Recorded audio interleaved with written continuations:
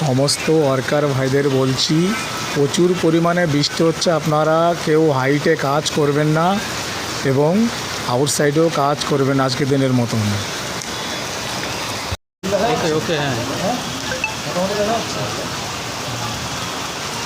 সমস্ত ওয়ার্কার ভাইদের বলছি, প্রচুর পরিমাণে বৃষ্টি হচ্ছে, আপনারা কেউ হাইটে আজকে কাজ করবেন এবং আউটসাইডে কেউ কাজ করবেন না, তাহলে কিন্তু যে কোনো মুহূর্তে একটা সমস্যা আপনাদের হবে।